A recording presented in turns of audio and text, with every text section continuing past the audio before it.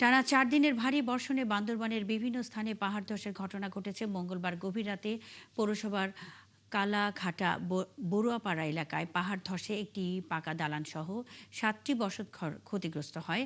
আগাম সতর্কতায় বাসিন্দারা নিরাপদ স্থানে সরে যাওয়ায় বড় ধরনের প্রাণহানি এড়ানো গেলেও আহত হয়েছেন ৩ জন। ঘটনাস্থল ঘুরে দেখেছেন সেনাবাহিনী ও ফায়ার সার্ভিসের সদস্যরা।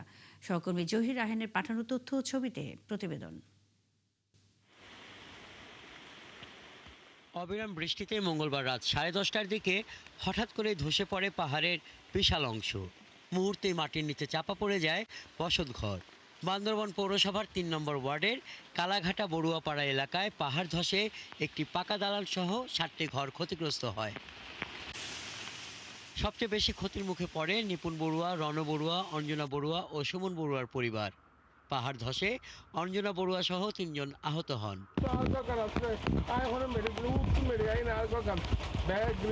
মানবেতর জীবনযাপন করছি, একটা অসহায়ের মতো জীবনযাপন করছি। আমাদের এখন থাকার কোনো স্থান নেই, প্রতিবেশীর বাসায় থাকছি। এখন জানি না আমরা আসলে কি করবো।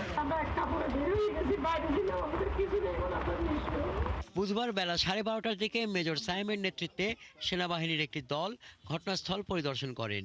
পাশাপাশি ফায়ার সার্ভিস সদস্যরা ক্ষতিগ্রস্ত এলাকা ঘুরে দেখে ঝুঁকিপূর্ণ বসতবাড়ির বাসিন্দাদের দ্রুত নিরাপদ আশ্রয়ে চলে যাওয়ার আহ্বান জানান।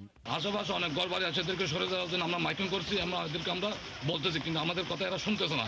সেই উপলক্ষে আমি আজকে বান্দরবান জেলা প্রশাসক মহোদয়কে, জেলা ম্যাজিস্ট্রেট মহোদয়কে আমি ফোন করছি। উনি ব্যবস্থা নিয়ে বলছে আমাদেরকে এখানে অবস্থান করতে বলতেছে। টানা 4 দিনের ভারী বর্ষণে জেলার 7টি উপজেলা জুড়েই পাহাড় ধসের ঘটনা ঘটছে, যদিও এখন পর্যন্ত কোথাও প্রাণহানির খবর পাওয়া যায়নি। হাসান আহমেদ, ৭১।